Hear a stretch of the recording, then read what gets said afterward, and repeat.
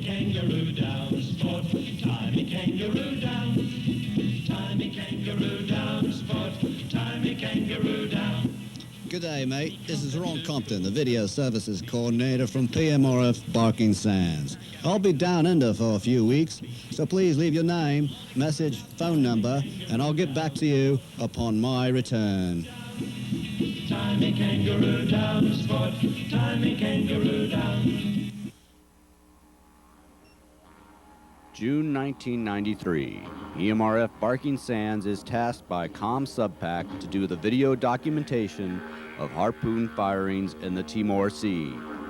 The major staging area of the op would be Darwin, Australia. Harpoons would be fired from the RSS Valiant, from Singapore, the USS Mobile Bay, and the USS Bremerton. A P-3 and S-3 were scheduled to launch, but suffered missile failures. While PMRF has supported such operations in the past, never has all the equipment been packed up and transported thousands of miles to another country and then out to sea. The mission was to record the launches and target hits, transmit the video live, and then edit the video for post-op brief. This brief would also include photos and view graphs produced by the PMRF crew. After arrival in Darwin, the PMRF crew of Wolfgang Kneidl, PH-1 Bill Howell, and Ron Compton sampled the life of the Australian outback.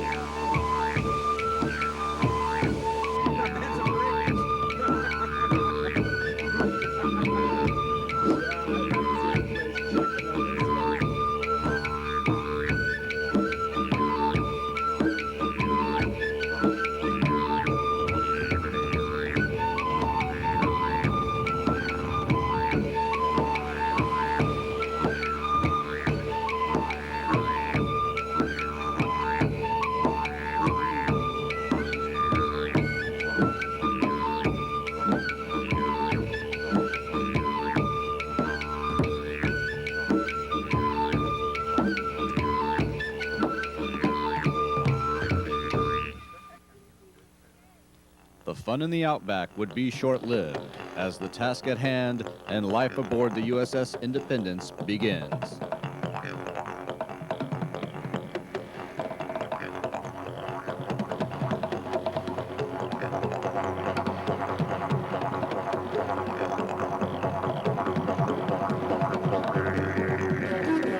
Arrows on this one. Can you tell where you are here? Let's go about here. I think we're trying to go over here.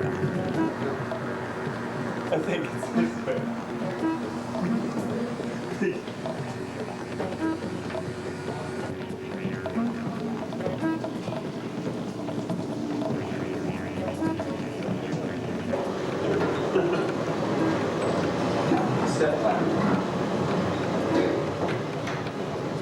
No, it's not. It's just over here.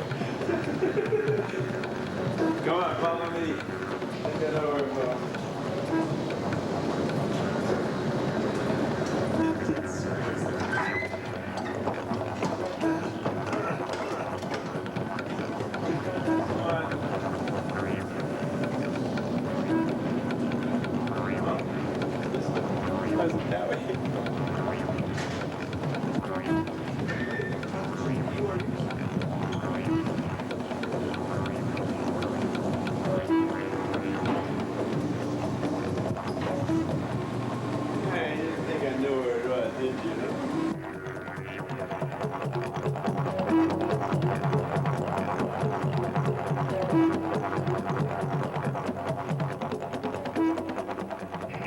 As the USS Brunswick moved the target into position, the video gear was set up and tested in preparation for tomorrow's operation.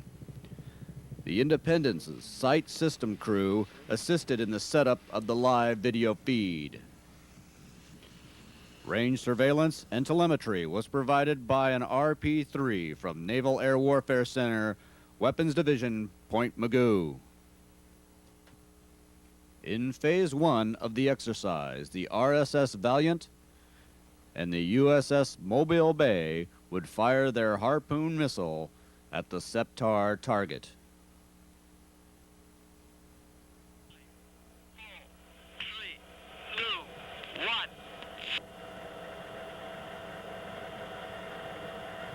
You bastard, I got circus. The chase planes were piloted by the men of VFA 192 and VFA 195.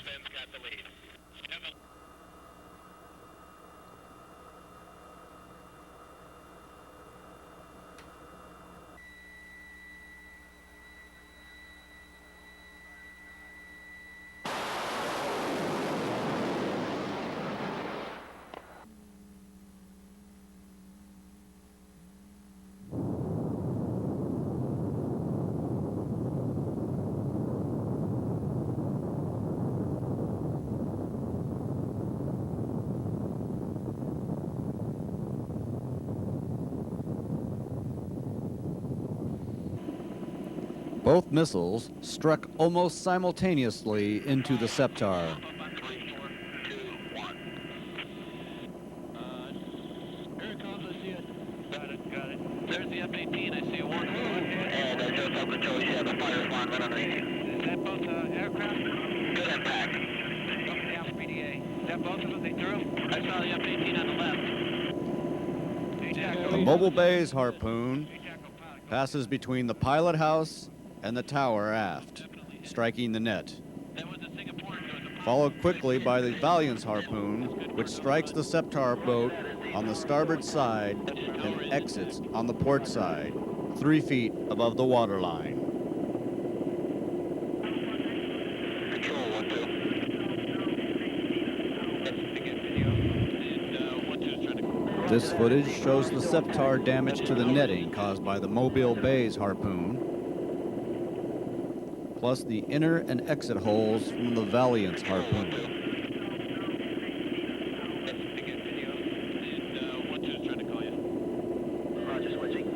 Hit the net, tumbled over, and the other one popped up, went through. Can you mark on top of it, see if you can see where it penetrated it? There it is, right there, underneath the mast. That's where it went through. You see it? Yeah. Port side, we can see it. Bring your turn around, sir. Okay. Phase 2 would be a sub-launched Harpoon from the USS Bremerton. It should be coming up pretty soon. There it comes. Beautiful. Excellent. Let's come back right. Bulldog correct. Okay, got the missile. Right over it. Shot right over it. Bulldog went right over the target. Right by the target under the water. The Bremerton's Harpoon struck the Septar from the aft, hitting the tower support beam. That's a negative. It flew right over the target. Roger that, sir. Okay. You still want us to go down in BDA? Are you just taking video? Yeah. All right, listen. Yeah, it looks good, though. I don't see any damage. I just see that one hole like Damage to the tower is shown by the bent and missing angle irons on the port side of the tower.